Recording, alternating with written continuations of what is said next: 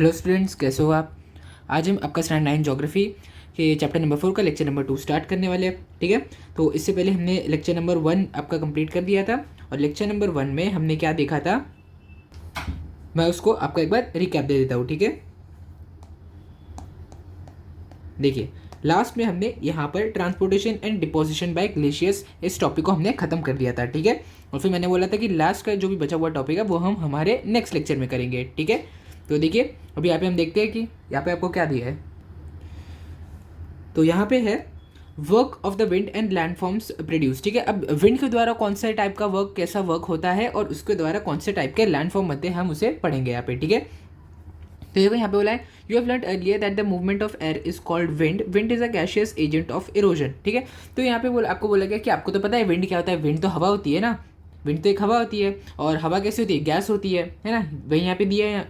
ठीक है, the erosional transportational and depositional work of wind is more prominent in desert and semi arid region. ठीक है, तो ये आपके फिल इन द ब्लैंक्स में आ सकता है या फिर आंसर इन वन सेंटेंस में भी आ सकता है कि विंड का जो वर्क है वो कौन से एरियाज में प्रोमिनेंट है, यानी कि कौन से एरियाज में ज़्यादा ये देखने को मिलता है। जो डेजर्ट होते हैं, रेगिस्तान और सेमी एरिड रीजन्स होते हैं, यानी कि जो थोड़े ड्राई रीजन्स होते हैं, वहाँ पे आपको ये ज़्यादा देखने को मिलता है क्योंकि यहाँ पे विंड की स्पीड थोड़ी ज़्यादा होती है। ठीक है, क्योंकि यहाँ पे इनके पास कोई ऑब्स्टैकल नहीं होता है इनको रोकने के लिए, बड़े बड़े पेड़ वो सब नहीं होते वहाँ पे। ठीक है, तो इसीलिए विंड एकदम आराम से तेज़ी से वहाँ पे मूव करते रहता है। ठीक है, as mechanical weathering occurs on a large scale here, powdered rock and sand spreads over a large area। ठीक है, अब देखो वेदरिंग में क्या होता है, देखो जब ये एक बड़ा सा पत्थर है ना, जब इसकी वेदरिंग होगी तो ये छोटे छोटे पीसेस में टूट जाएगा, है ना। ऐसे देखो, ऐसे ढेर सारे छोटे छोटे पीसेस में टूट जाएगा।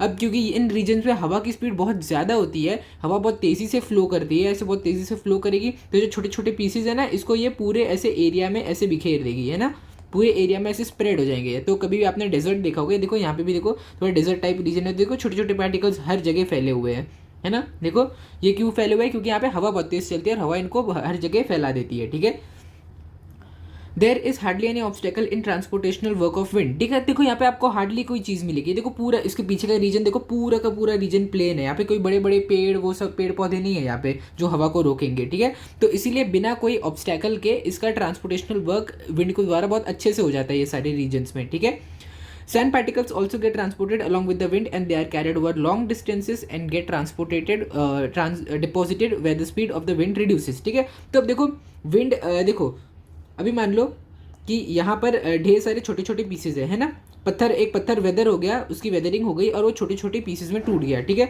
तो अब क्या करेगा, विंड बहुत तेज़ी से फ्लो करेगा, है ना, विंड एकदम तेज़ी से फ्लो करेगा, तो ये इस पूरे जो ये पूरे छोटे छोटे पार्टिकल्स है इसको अपने साथ आगे लेके जाएगा, है ना। अब मान लो कि वो यहाँ तक लेके गया और यहाँ पर विंड की स्पीड थोड़ी स्लो हो गई, है ना, तो देखो ये पार्टिकल इधर ही रुक जाएंगे। ठीक है, कोई पार्टिकल यहाँ रुक गए, कोई थोड़ा आगे रुक जाएंगे, कोई थोड़ा और आगे रुकेंगे, ऐसे ऐसे करके पूरे ये हर जगह बिखेर जाएंगे। ठीक है, तो अभी अगर आपको भी एक्सपेरिमेंट करना है तो आप छोटा सा कोई शार्पनर या रबर लो और उसको एकदम तेज़ी से फूंक मारो। जब तक आप ज़ोर से फूंक मारोगे तब तक वो जाएंगे आगे, जैसे ही आप अपनी फूंक मारना रोक दोगे तो वो भी रुक जाएंगे, है ना। सेम वैसे ही जब तक हवा यहाँ पे आते रहेगी तो ये चलते रहेंगे और जैसे ही हवा रुकेगी तो ये भी रुक जाएंगे। In this way wind does the work of erosion, transportation and deposition. ठीक है, तो अब इस तरीके से हमारा विंड तीनों टाइप के वर्क करता है। इरोजनल वर्क करता है, ट्रांसपोर्टेशनल वर्क करता है, डिपोजिशनल वर्क करता है। इरोजनल वर्क में क्या कि पत्थर को छोटे छोटे पीसेज में तोड़ देता है। ट्रांसपोर्टेशन में क्या करता है, वो छोटे छोटे पीसेज को एक जगह से दूसरी जगह लेके जाता है। और डिपोजिशन में क्या करता है कि वो उन पीसेज को यहाँ पर लाके छोड़ देता है। ठीक है, डिपॉजिट कर देता है इनको, है ना। अगर आप बैंक में कभी भी आप पैसे डिपॉजिट करने आते हो तो आप अपने बैंक अकाउंट में पैसे डाल देते हो ना, उसके अंदर रख देते हो, तो वो भी इसको देखो यहाँ इस जगह पर लाके इस विंड ने इसको रख दिया है, यानी कि इसने विंड ने इसको यहाँ पे डिपॉजिट कर दिया है ना। अब चलिए अब डिटेल में पढ़ते हैं कि इरोजनल वर्क ऑफ विंड और जो भी ट्रांसपोर्टेशन डिपोजिशनल वर्क जो भी होते हैं वो क्या होते हैं। ठीक है, ठीक है, erosional work of wind, wind carries small sand particles, small pebbles etcetera along with it. ठीक है, अब जो विंड होता है उसके अंदर छोटे छोटे पत्थर होते हैं, है ना, क्योंकि देखो ये जो पत्थर के पीसेज हुए, ये सारे पत्थर के पीसेज अपने साथ विंड कैरी करेगा ना, क्योंकि इसकी स्पीड अभी बहुत ज़्यादा है ना। This particles cause erosion around the rocks coming in the way due to friction. ठीक है, this leads to the formation of mushroom rock, deflation, hollow and yardangs etcetera. ठीक है, तो अब देखो यहाँ पे क्या बोला गया है कि जो विंड के अंदर छोटे छोटे पत्थर के पीसेज होते हैं ना, वो जो एक बड़ा सा पत्थर होता है उसका इरोजन कर देते हैं और उसको तोड़ देते हैं। ठीक है, अभी मान लो यहाँ पे ये जो पत्थर आपको दिया है इसको ब्लैक से दिखाते हैं।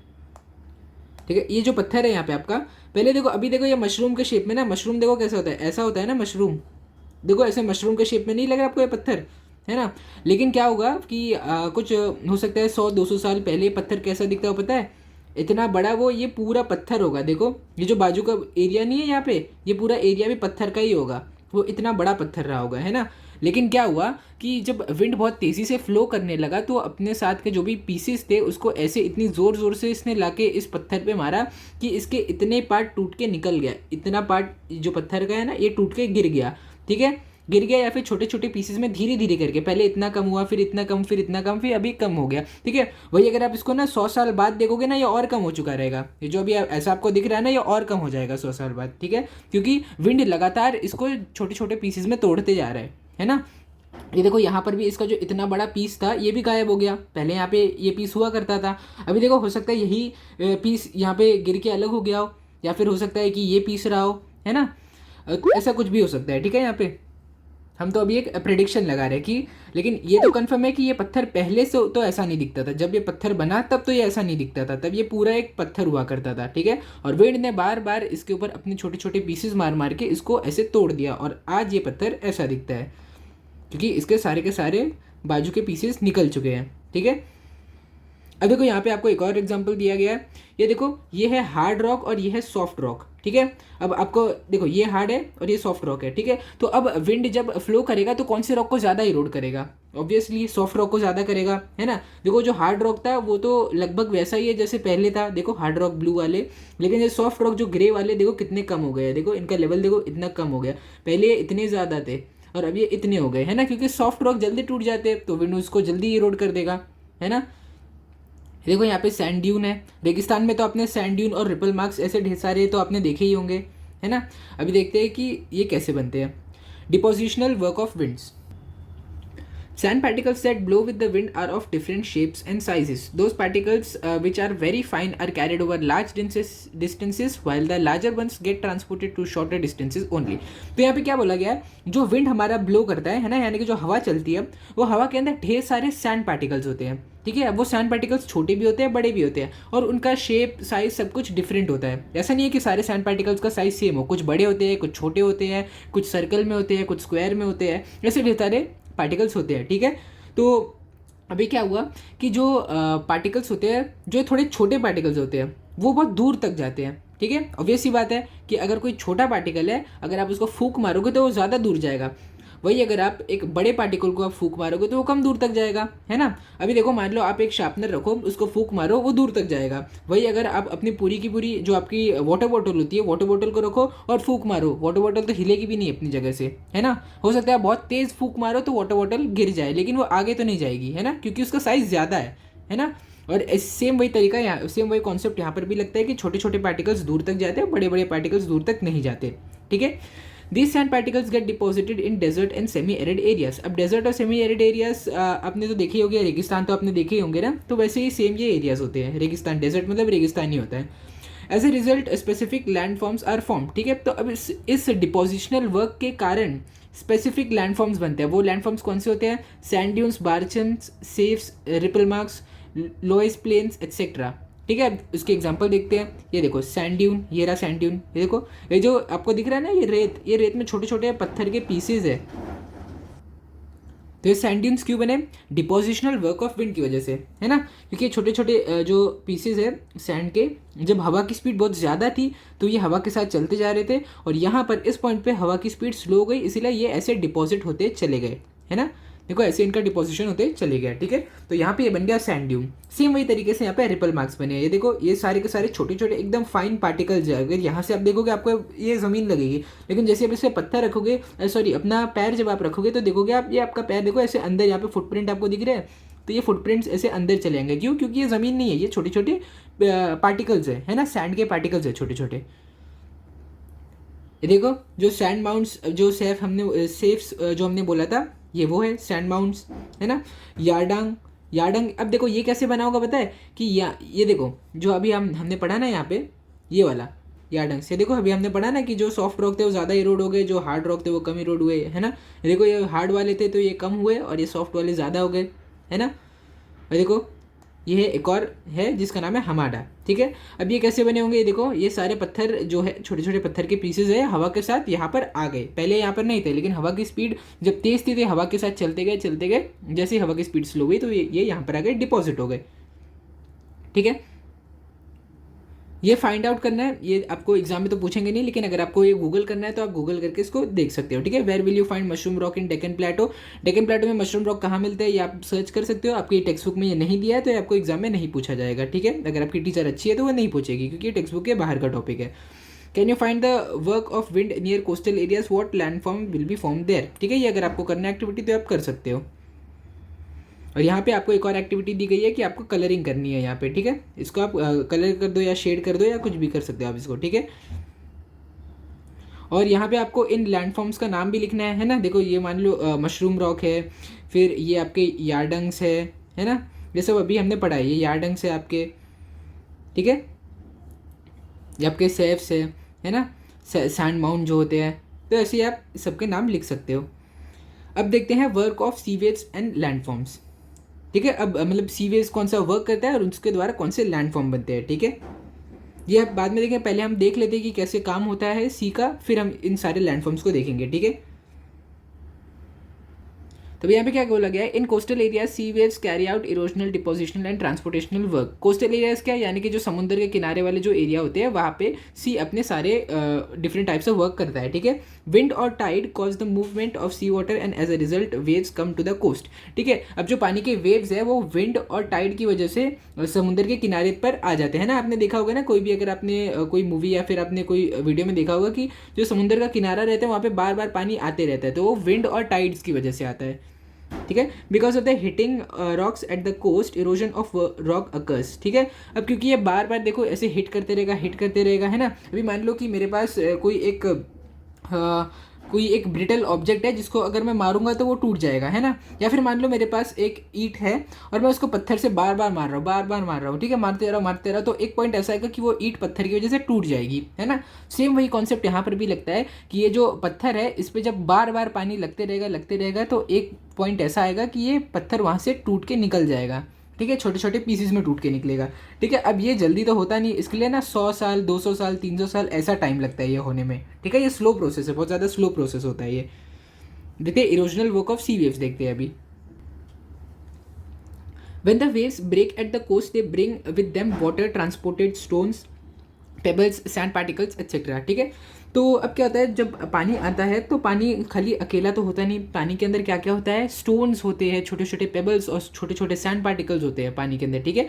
This leads to the erosion of coast. अब ये जो छोटे छोटे पार्टिकल्स अब बार बार लड़ते रहते हैं पत्थर से, तो इसकी वजह से पत्थर का इरोजन हो जाता है और पत्थर छोटे छोटे पीसेज में टूटने लगता है, ठीक है। Because of the chemical and hydraulic action of the sea wave to erosion occurs, ठीक है। और ये भी नहीं है कि खाली पत्थर के लड़ने से ही हमारा जो सी कोस्ट है वो इरोड हो जाता है, कई सारी केमिकल रिएक्शंस भी होती है जिसकी वजह से जो समुद्र का किनारा है वो इरोड होने लगता है, ठीक है। और लैंडफॉर्म कौन से लैंडफॉर्म बनते हैं, वेव कट प्लेटफॉर्म, सी केव, सी आर्क, सी क्लिफ, ऐसे डिफरेंट टाइप्स ऑफ लैंडफॉर्म्स बन जाते हैं। किस वजह से बनते हैं, इरोजनल वर्क ऑफ वेव्स की वजह से बनते हैं, ठीक है। अब देखते हैं depositional work of sea waves. उससे पहले हम ये सारे लैंडफॉर्म्स एक बार देख लेते हैं, ठीक है। ये देखो सी केव, ये सी केव कैसे बना, देखो पहले क्या हुआ होगा कि यहाँ पर ये जो इतना पार्ट खाली आपको दिख रहा है ना, यहाँ पे पहले पूरा पत्थर, एक बड़ा सा पत्थर रहा होगा, है ना। लेकिन इतना ज़्यादा पानी यहाँ पे आने लगा तो ऐसा कोई एक टाइम आया 200 या 300 साल बाद ऐसा टाइम आया कि ये पत्थर पूरी तरीके से गायब हो गया और पानी के अंदर छोटे छोटे पीसेस में टूट के चले गया, ठीक है। ये देखो ख़त्म हो गया यहाँ पे, देखो लगून तो हमने देखा नहीं, हाँ सी क्लिफ हमने देखा था, ये देखो सी क्लिफ, ये भी एक पॉइंट पे पता है ये पूरा ऐसे एक बड़ा सा ये रहा होगा, लेकिन इतना पानी आया, इतना पानी आ के इस पे लड़ा कि ये पूरा अब इतना सही बचा है, ठीक है। The eroded material accumulate at the sea bed, ठीक है। तो अब देखो जो पत्थर, अब ये देखो ये जो पत्थर का इतना बड़ा जो चंक जो है, ये इतना बड़ा जो पीस था ये पत्थर का टूट गया, ठीक है। तो अब क्या होगा, ये जो इरोडेड मटेरियल है ना वो यही इसके किनारे पे डिपॉजिट हो जाएगा। ये देखो आपको यहाँ पे पत्थर दिख रहे हैं ना ढेर सारे, तो ये इसी के पार्ट है, इसी के पार्ट टूट के यहीं पर डिपॉजिट हो गए, ठीक है।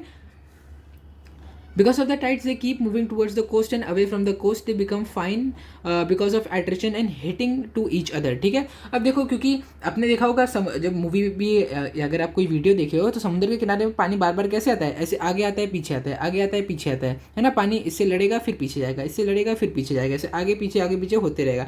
तो कॉन्स्टेंटली जो इसके पत्थर के पार्टिकल है ना वो हिट होते रहते हैं, ऐसे लड़ते रहते हैं पत्थर से, तो इसी वजह से इसके छोटे छोटे पीसेज हो जाते हैं। ठीक है, फिर क्या होता है, deposition of such material occur at the places where the effect of wave is less. ठीक है, अब जहाँ पर जो हमारा जो वाटर है उसके फ्लो करने की स्पीड थोड़ी स्लो है, उन एरियाज में सारा डिपोजिशन हो जाता है। ठीक है, अब देखो यहाँ पे थोड़ा स्लो जो वाटर का फ्लो है जो थोड़ा स्लो है, तो यहाँ पे सारे पत्थर डिपॉजिट हो गए।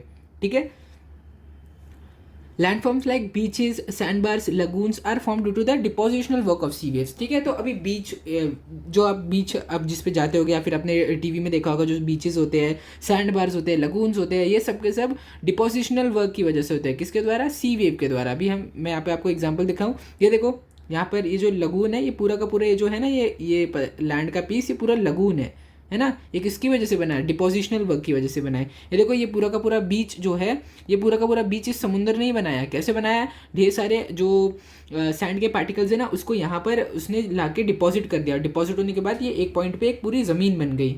ठीक है, ये देखो सैंड बार, देखो ऐसे आपको समुद्र के बीच में आपको एक रास्ता दिख रहा है, ये भी इसी पानी ने डिपोजिशन के द्वारा बनाया है। Try to understand various landform produce by the work of sea waves with the help of teachers. ठीक है, तो ये तो हमने अभी समझ लिया है ना। अभी आपको थोड़ा एग्जांपल यहाँ पे दिखा दूँ, तो ये देखो वेव कट प्लेटफॉर्म, ये जो वेव कट प्लेटफॉर्म है, देखो यहाँ पर पहले एक पूरा का पूरा पत्थर का पीस रहा होगा, लेकिन क्या हुआ कि पानी इसके अंदर से इतना फ्लो किया कि इसको अंदर से हॉलो बना दिया और इसके अंदर का जो पत्थर है उसको पूरे छोटे छोटे पीसेस में तोड़ दिया। अब जो सी केव है ये पहले पूरा यहाँ पे पत्थर हुआ करता था, लेकिन इतना पानी यहाँ पे आके लड़ा कि एक पॉइंट पे ये पूरा का पूरा इतना सा प्लेटफॉर्म ही गायब हो गया पत्थर के अंदर से। ठीक है, तो सी आर्क भी सेम वही है। देखो एक मशरूम जैसा ही यहाँ पे आपको दिख रहा होगा, देखो मशरूम जैसा ही दिख रहा है ना, मशरूम रॉक जैसा, क्योंकि इसके भी बाजू बाजू के जो पीसीस थे वो सारे भी पानी ने अपने साथ इरोजन कर दिया उसका। Give it a try some pictures of landform. अच्छा, तो यहाँ पे क्या बोला गया है, यहाँ पे आपको यही बोला गया है कि ये जो ढेर सारे जो है ना इसके आपको कौन सा टाइप ऑफ वर्क किया है वो आपको यहाँ पे लिखना है। ठीक है, वैसे ये तो आसान ही है, ये आप खुद भी कर ही सकते हो। देखो इरोजनल वर्क में क्या क्या दिया है, वेव कट प्लेटफॉर्म सी केव किस में है? इसी में है, तो इरोजनल वर्क है ना, यहाँ पे लिख दो erosional work of sea wave, है ना। फिर यहाँ पे क्या लिखोगे? लगून तो डिपोजिशन से बनता है, सी क्लिफ इरोजन से बनता है, बीच डिपोजिशन से बनता है, वेव कट प्लेटफॉर्म इरोजन से बनता है, सी आर्क भी इरोजन से ही बनता है, सैंड बार जो है वो डिपोजिशन से बनता है ना। ये तो आप खुद भी समझ सकते हो क्योंकि सैंड को डिपॉजिट किया, यहाँ पे भी सैंड को डिपॉजिट किया, लेकिन ये जो सी आर्क बना है यहाँ पे तो इरोजन है ना, इसका पत्थर का पीस ही गायब कर दिया, यानी कि वो इरोजन से बना है। ठीक है, तो देखो यहाँ पे आपको वेरियस टाइप्स ऑफ लैंडफॉर्म्स दिए गए हैं। ठीक है, अब आपको अगर ये एक्टिविटी करनी है तो आप कर सकते हो, है ना। जैसे कि मान लो ये देखो यहाँ पे सी क्लिफ है, यहाँ पे वेव कट, यहाँ पे सी आर्क है, फिर यहाँ पे कुछ आपको वेव कट प्लेटफॉर्म्स देखने को मिल रहे हैं, ये देखो यहाँ पे बीच आपको देखने को मिल रहा है ना। तो ऐसे ढेर सारे आप यहाँ पे लैंडफॉर्म्स ढूंढ सकते हो। ठीक है, अब देखते हैं हम work of ground water and landform produce. अब ग्राउंड वाटर के द्वारा कौन से टाइप ऑफ वर्क डन होता है और कौन से टाइप के लैंडफॉर्म बनते हैं। मुझे लगता है आपका फाइनल टाइप है, इसके बाद आपका शायद चैप्टर खत्म हो जाएगा। हाँ, ये देखो आपका चैप्टर खत्म भी हो जाएगा इसके बाद। ठीक है, काफ़ी आसान चैप्टर रहा है ये, अगर आप इसको अच्छे से पढ़ोगे तो बहुत अच्छे से आपको ये समझ में आ जाएगा। ठीक है, तो चलिए इसको देखते हैं। देखो यहाँ पे कह दिया था rain water seeps below the earth surface through porous rocks और cracks in the rocks. This water accumulates in the non porous layer of the rock. This accumulated water is known as ground water. ठीक है, तो अभी देखो कभी भी आपने अगर कुआं देखा होगा, एक कुआं तो आपने देखा ही होगा ना, तो जब भी आपने कभी ना कभी तो कुएं का पानी पिया ही होगा, है ना। अगर आप सिटी में रहते हो तो कभी ना कभी तो आप अपने गाँव में गए ही होगे, है ना। गाँव में आपने कुआं ज़रूर देखा होगा। ठीक है, तो कुएं के अंदर जो पानी होता है कौन सा पानी होता है? ग्राउंड वाटर होता है वो, है ना। ग्राउंड वाटर ही होता है वो जो आप पीते हो। अब वो कैसे बनता है? देखो अभी मान लो यहाँ पे ज़मीन है, ज़मीन के अंदर यहाँ पे एक छोटा सा पॉकेट बना हुआ है। ठीक है, ये पॉकेट हॉलो है। अब यहाँ पे ढेर सारे पत्थर है इस ज़मीन के ऊपर, देखो ढेर सारे पत्थर है यहाँ पे। अब पत्थर ऐसा तो है नहीं कि पत्थर एक लोहे का पीस हो, कि एक लोहे का क्यूब हो पत्थर जिसके अंदर ज़रा सी भी जगह नहीं है आने जाने की, है ना। पत्थर तो एक नॉर्मल सब्सटेंस है। तो क्या होगा कि पत्थर के अंदर ना, ये जो पत्थर है इनके अंदर छोटे छोटे क्रैक होंगे, क्रैक्स और होल्स होंगे पत्थर के अंदर छोटे छोटे। ठीक है, तो अब क्या होगा, जब बारिश होगी, जब इस एरिया में बारिश होगी ना, देखो अभी बारिश हो रही है, यहाँ पे बारिश हुई, पानी यहाँ पे आ गया। अब ऐसा तो क्योंकि ये जो पत्थर है अंदर से थोड़े खोखले हैं, है ना, इनके अंदर क्रैक्स और क्रिवाइसिस होते हैं, जिसके थ्रू पानी जो है धीरे धीरे एब्जॉर्ब हो जाता है और ऐसे धीरे धीरे धीरे धीरे करके यहाँ पर डिपॉजिट हो जाता है ना। यहाँ पे भी देखोगे तो ऐसे धीरे धीरे करके यहाँ पर डिपॉजिट हो जाएगा, ऐसे ये पानी धीरे धीरे करके ऐसे डिपॉजिट हो जाएगा, ठीक है। और यहाँ पर आ जाएगा ढेर सारा पानी, ठीक है।